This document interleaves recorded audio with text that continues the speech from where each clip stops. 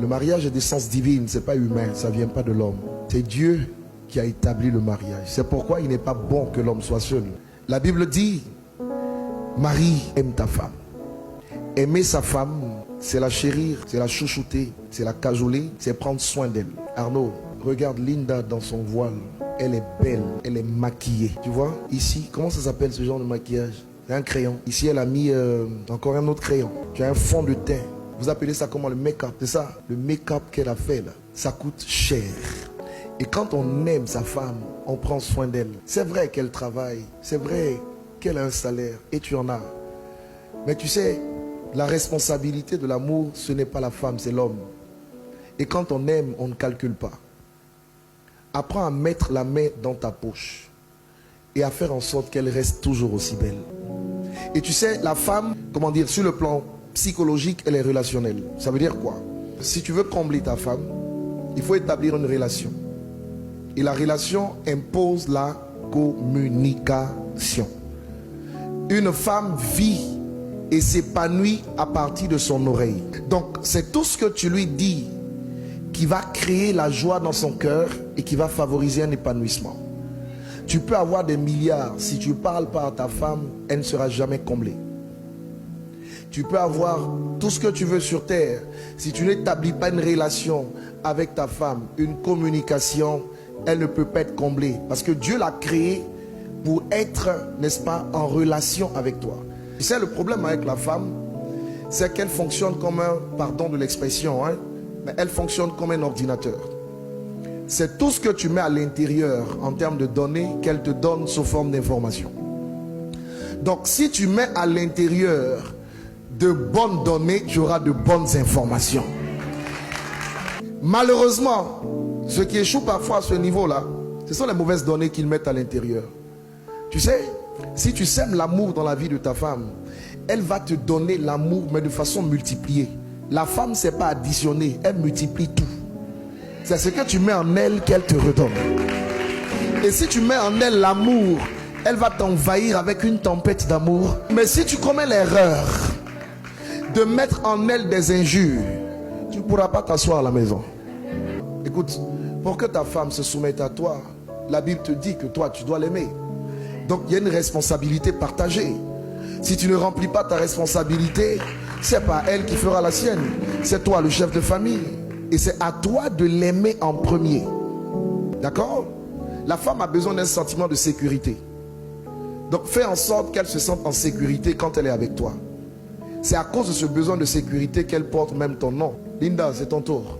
La Bible dit que tu dois te soumettre à ton mari. La soumission, c'est quoi? C'est pas l'esclavage. La soumission, c'est le respect. C'est tout ce que ça veut dire. Ça veut dire, femme, respecte ton mari. Tu sais, tu peux tout donner à un homme. Tu peux tout lui donner. Mais s'il ne sent pas que tu le respectes, il ne peut pas être comblé. Donc, il aime ça. Il faut lui donner ce qu'il aime pour qu'il soit épanoui. Tu as compris? Maintenant, il y a une deuxième chose dont l'homme se nourrit. Ma fille, parfois, ton cœur est couché à côté, son amour est là, et puis il est 2 heures du matin, et puis lui-même, il ne maîtrise pas certaines choses. Il se retrouve dans ses conditions normales, c'est pas anormal, normales de température et de pression. Et il va dire, mon amour. Quand il dit mon amour à 2 heures du matin, comment tu réponds? Oui, mon cœur. Ça peut lui arriver d'être dans les mêmes conditions à 5 heures du matin. Comment tu réponds? Oui, mon cœur. 13 heures. Mon amour. Oui, mon cœur. Vous savez, quand les gens se marient, il faut leur dire ce qu'ils vont rencontrer dans le mariage. Il ne faut pas leur enseigner la foi. Ça n'a pas de sens, dans un certain sens. Même si la foi est nécessaire partout. Quand vous regardez les causes de divorce, c'est quoi généralement? Soit, madame dit, je ne veux pas aller avec monsieur. Bon, pour monsieur qui dit, je ne veux pas aller avec madame, c'est rare. Madame dit, je ne vais pas avec lui 1 an, 2 ans, 3 ans. Et vous avez la cause du sexe qui est la cause majeure. Une bonne femme dit oui à son mari. Et un bon mari peut comprendre que parfois sa femme est fatiguée. Donc l'homme, il se nourrit, lui, sur le plan psychologique, de ce qu'il voit. Toi, tu te nourris de ce que tu entends. Ça veut dire que tu dois t'arranger tous les jours pour être tout aussi belle que tu l'es aujourd'hui. Les cheveux toujours bien faits, le maquillage toujours bien à l'endroit, les sprays, les déodorants comme il faut. Tu dois toujours être prête pour accueillir ton mari. Quand tu sortiras de chez toi, tu es une femme mariée. Il y a des parties de ton corps qu'on ne doit pas voir, qui sont réservées uniquement à ton mari. Mais s'il te plaît, Linda, Quand tu es à la maison, ne t'habille pas à la maison comme tu t'habilles dehors. Ton mari doit être capable de voir ce que personne d'autre ne voit. Une femme sage a deux faces. Il y a la face du dehors et la face du dedans. Quand tu es avec ton mari chez toi, ma fille, s'il te plaît, ne va pas me mettre une robe qui part du cou jusqu'au bout des orteils. Arnaud doit voir que Dieu t'a donné de belles jambes. Arnaud doit voir des choses que personne d'autre ne peut voir. Et il doit se réjouir en voyant ces choses.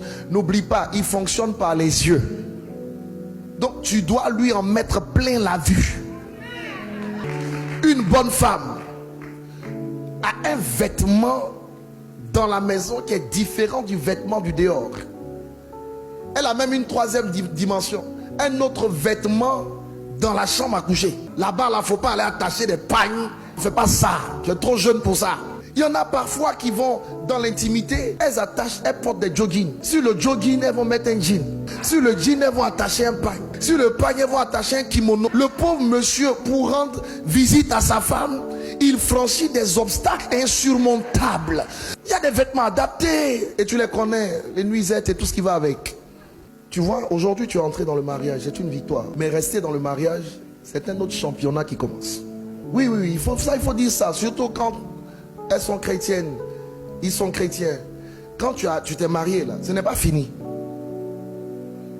C'est une victoire que tu as acquise, mais il y a un autre combat dedans. Voilà, donc, il faut agir de façon sage pour rester dans cette victoire.